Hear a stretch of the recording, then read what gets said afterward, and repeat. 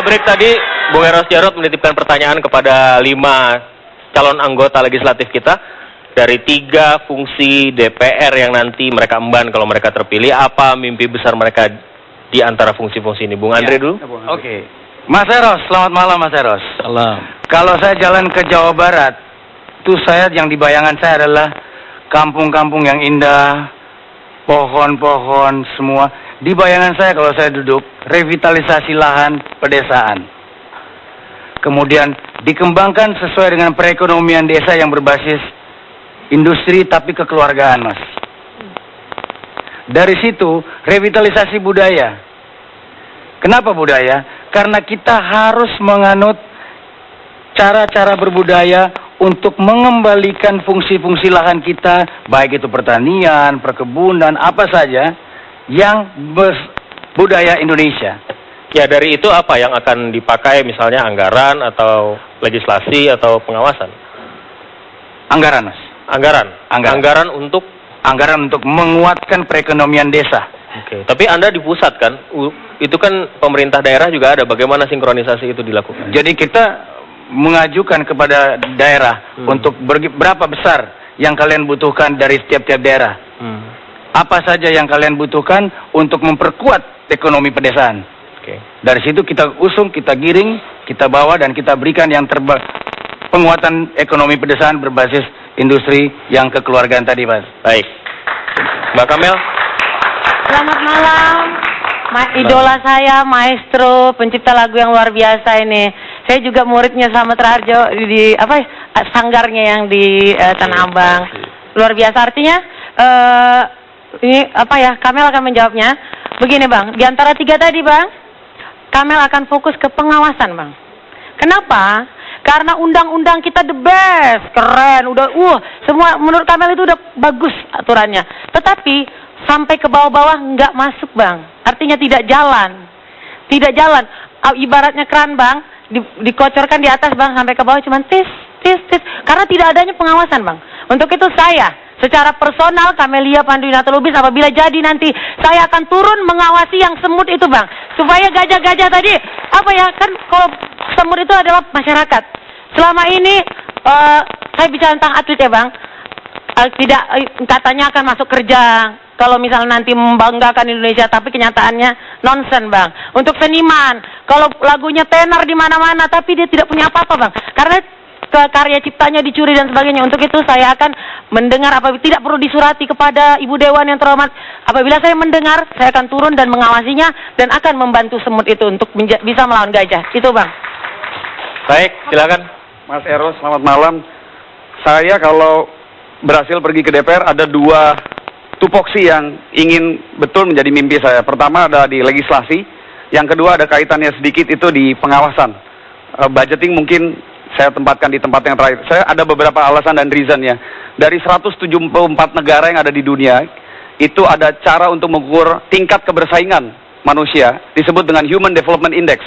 HDI kita, orang Indonesia itu hanya ada di nomor 56. Tetangga kita Singapura ada di 22, dan Brunei ada di nomor 25. Tanpa bermaksud menyalahkan sistem pendidikan yang ada, Human Development Index ini mengacu kepada tingkat kecerdasan manusia di dunia. Nah, kalau kondisinya ditambah lagi dengan peringkat kita hanya nomor 64 dari program International Study Assessment, berarti tanda kutip manusia Indonesia ini sedikit sebetulnya yang cerdas. Padahal Undang-Undang Dasar 1945 tegas menegaskan kepada kita, mencerdaskan kehidupan bangsa. Artinya yang cerdas itu bukan milik orang kaya, cerdas itu milik semua. Jadi orang miskin punya hak untuk bisa cerdas. Jadi yang pertama, tingkat pendidikan guru. Sekarang ini tingkat pendidikan guru di Indonesia itu untuk guru SD dan SMP 60% masih lulusan D3. Kalau kita mau kalahkan Singapura, kita mau kalahkan Vietnam, harus mereka yang mengajar SD itu S1 dan S2. Harus. Nggak boleh orang ngajar itu hanya dengan derajat pendidikan D3 saja. Harus S1, S2. Kalau perlu S3. Dan yang kedua, tingkat kesejahteraan guru. Tingkat kesejahteraan guru di Indonesia ini masih minim. Saya kemarin turun ke dapil saya di Jakarta Timur, masih ketemu guru yang setelah jam 2 ngojek.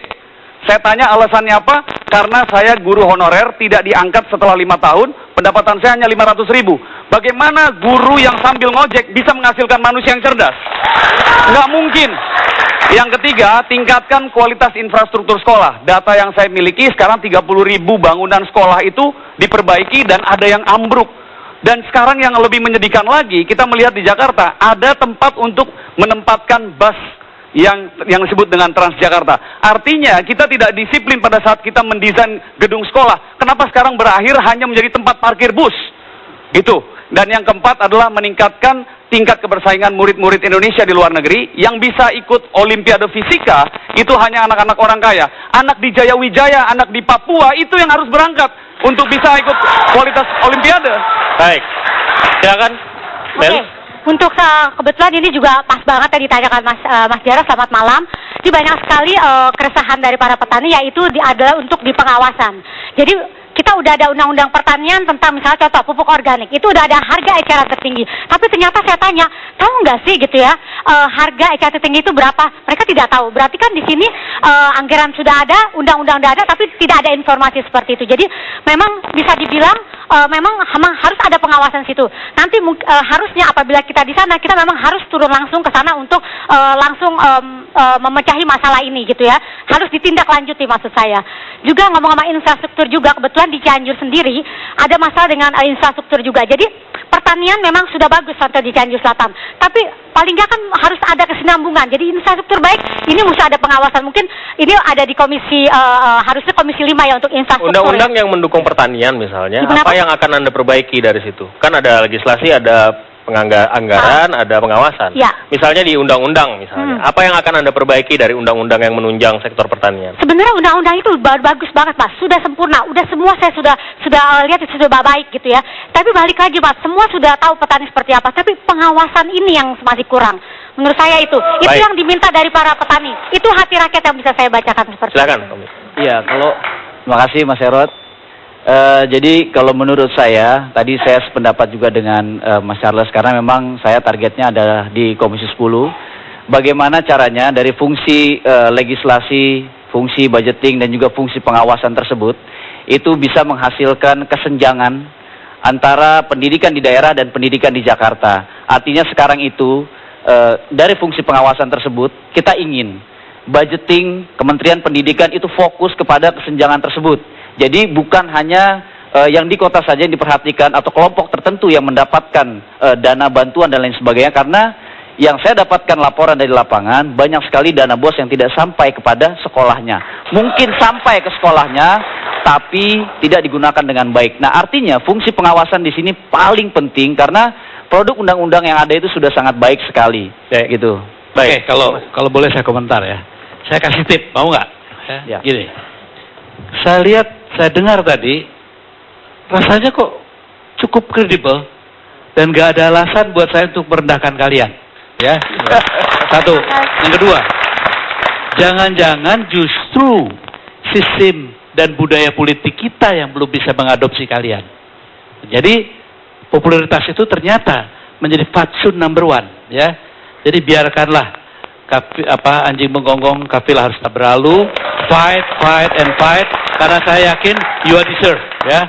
Saya tidak mau sebut satu-satu, tapi di antara kalian saya dengar, saya banyak bergaul sama orang-orang partai, gitu, dan kawan-kawan saya semua.